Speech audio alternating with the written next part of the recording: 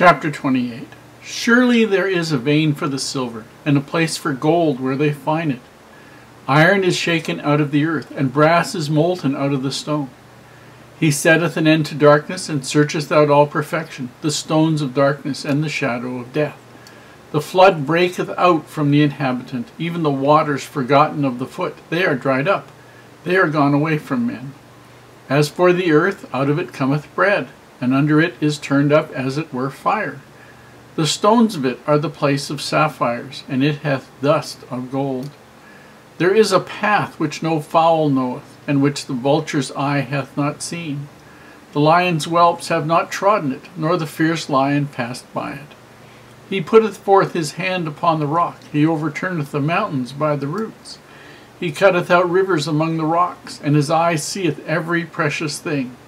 He bindeth the floods from overflowing, and the thing that is hid bringeth he forth to light. But where shall wisdom be found, and where is the place of understanding? Man knoweth not the price thereof, neither is it found in the land of the living. The depth saith, it is not in me, and the sea saith, it is not with me. It cannot be gotten for gold, neither shall silver be weighed for the price thereof. It cannot be valued with the gold of Ophir, with the precious onyx or the sapphire. The gold and the crystal cannot equal it, and the exchange of it shall not be for jewels of fine gold. No mention shall be made of coral or of pearls, for the price of wisdom is above rubies. The topaz of Ethiopia shall not equal it, neither shall it be valued with pure gold. Whence cometh wisdom, and where is the place of understanding? Seeing it is hid from the eyes of all living, and kept close from the fowls of the air. Destruction and death say, we have heard the fame thereof with our ears. God understandeth the way thereof, and he knoweth the place thereof. For he looketh to the end of the earth, and seeth under the whole heaven, to make the weight for the winds, and he weighteth the waters by measure.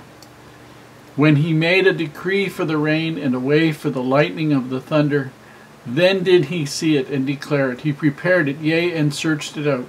And unto man he said, behold, the fear of the Lord, that is wisdom, and to depart from evil is understanding. Here Job is continuing with this. Now you've got to remember again, this is poetry, and these are part of the poetry. These are figures of speech, not necessarily meant to be exactly true, but meant to convey a meaning about, in this particular case, how valuable wisdom is and how much he would wish that his friends were wise.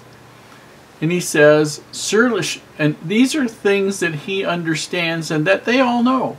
Surely there is a vein for the silver. Silver is almost always found in veins. It's called stringers, little thread-like pieces of silver that go through the rock. And when you see a rock that has silver in it, you can see it. It looks like almost like thin pieces of spaghetti or something that goes through the rock, and they're called stringers. A place where in gold where they find it. And usually they would be talking about placer gold, where you would find gold nuggets or a flour type of gold in a riverbed. It might be a dry riverbed in that area, but they would find it and fine it. It would be fine. Iron is taken out of the earth. Brass, which would be another name for copper, would be molten out of stone. And what they used to do for copper was they would build a fire right beside the copper ore to melt the copper ore from the rock. He's talking here about God setting an end to darkness at the end of a day. At the end of any particular thing, he searches out all perfection, the stones of darkness, the shadow of death. God understands all of these things.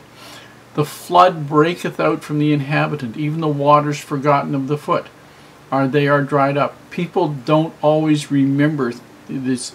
They would have floods there in the area of the deserts and the mountains, and the flood would occur, the rain might occur miles and miles and miles away up in a mountain. All of a sudden there would be a rush of water that would come down what was normally a dry riverbed, and there would be water that would come down very quick and as a flood, And that would be water that breaketh out from the inhabitant.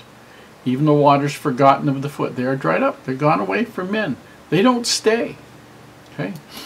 As for the earth, out of it cometh bread. You grow flour, grow wheat to make bread. You grow grain. And if there are mountains there that were volcanoes. Out of the, if you turn up the earth, it can be like there is fire underneath it. The stones of it are the places of sapphires. They would find gems of various sorts in the soil, in the ground. There is a path which no fowl knoweth. They kept different kinds of birds for meat, and these things would look all over for anything to eat, to live on. And they would say the fowl don't necessarily know where God goes, where things is. And that even the vultures which fly in the air don't see what God sees. The lion's whelps, the young lions, the children of lions, have not walked in it, nor has the fierce lion passed by the things of God. God, he putteth forth his hand upon the rock. He overturneth the mountains by the earthquakes. He cutteth out rivers among the rocks, and his eye seeth every precious thing. Everything is known. He binds up the floods from overflowing, and the thing that is hid he brings to light.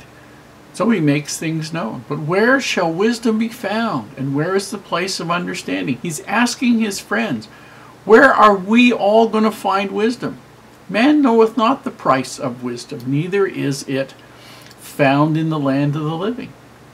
Wisdom comes from God. It isn't from the rationalizations of men.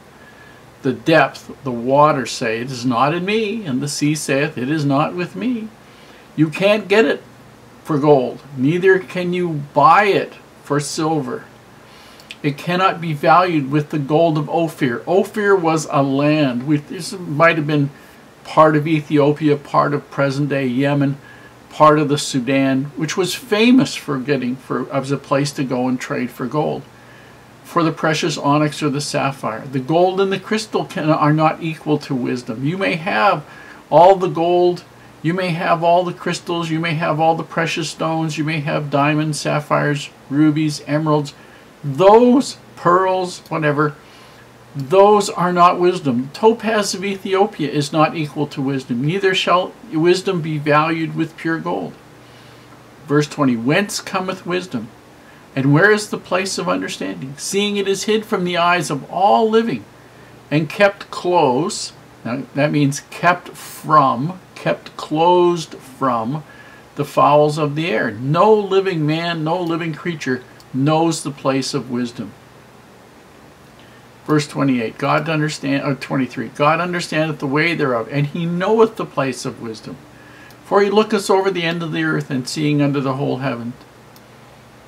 Okay, God knows where these things are. When he made a decree for the rain in verse 26, and a way for the lightning and the thunder, then did he see it. He saw where wisdom, and he prepared it. Yes, and he searched it out. And unto man he said, behold, the fear of the Lord, that is wisdom. In other words, having respect to the things of God is wisdom. And to depart from evil is understanding. That's what you really need, is to respect God and do not do evil, and that is understanding.